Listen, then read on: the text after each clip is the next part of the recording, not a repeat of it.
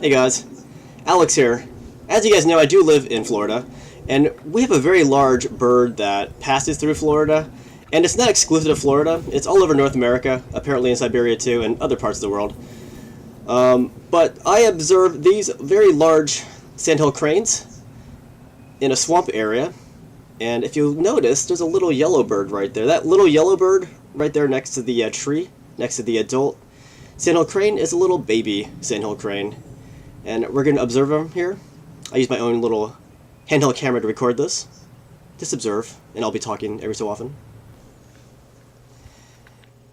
And apparently these sandhill cranes like to live in swampland areas because it somehow keeps them better protected against certain types of predators. Although I kind of worry about what kind of predators lurk in the waters here. But yeah, these are, I heard they're primarily herbivores, but they will eat other things too, like insects and whatnot. But as you can see, there are two adults and one little baby sandhill crane. And a little cool feature about the sandhill cranes is that when there's a mated pair, they will actually sing in unison, and it's a very loud,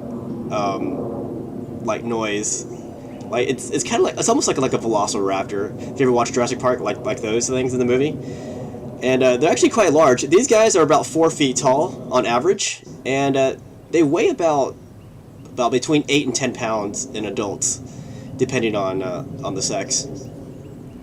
And yeah, you can just see them. And in a bit, we're gonna see one of these adults start feeding the little baby sandhill crane. Now, the sandhill cranes are actually protected by the law. So there's a very high monetary fine if you harm one of these precious birds. Down there. And yeah, you can just see them. They're just like digging into the through the little mud and water. And occasionally they are trying to feed the little baby sandhill crane, as you can see. And every so often they'll pop up their heads, as you can see. It's almost like they're paranoid, so they'll be like...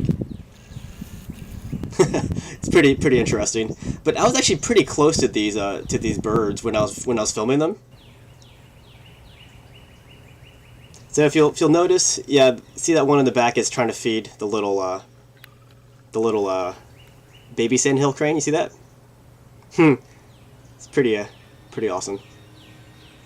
And just a note, I'm actually relatively close to these sandhill cranes when I was filming them. And yet it's almost like they didn't care, which kind of makes me a little bit nervous about their well-being. Because I think they should have a relative, fear of humans, I think. So they're gonna keep looking for food. We just want to observe them in their natural habitat.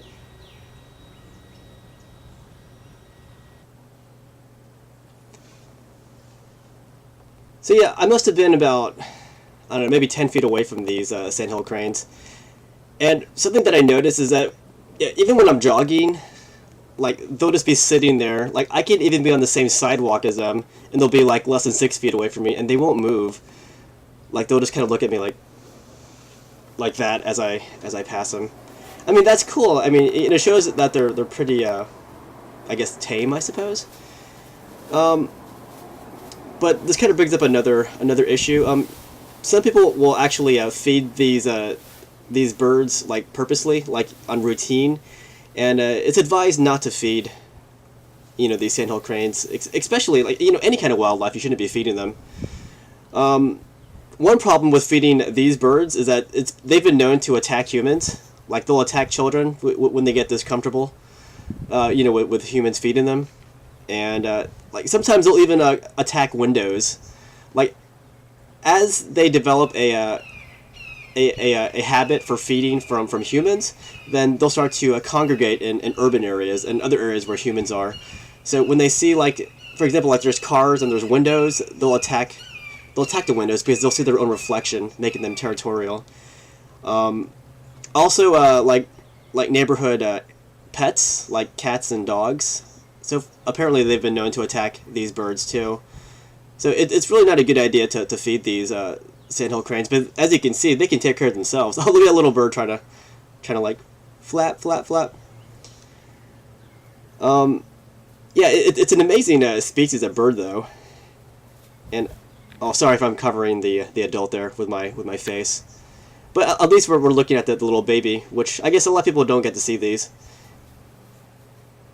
So it's cool to, just to observe them. And I see these guys everywhere. They're almost like a kind of a nuisance. I don't call them nuisance because they're beautiful. Like I welcome the sight of them, but they are kind of a hassle. Like when you're driving, they'll just be out in the middle of the street.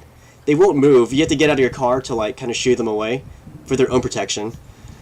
Look at little bird. He's trying to call.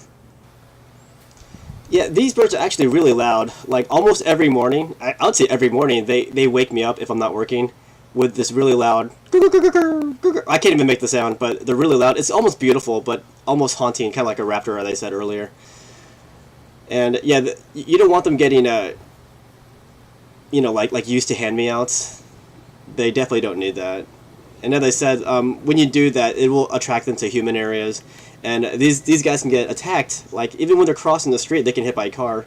Like I've almost hit one of these myself, almost, because like they just pop out of nowhere. I mean, they're huge, but yeah, you just have to be very careful. So as tempting as it is, don't feed them. But they are really beautiful. But I think they should be observed. You shouldn't really take part in the world. But it's nice to take pictures of them when you see them. Yeah, just observe the beauty of the Sandhill Cranes.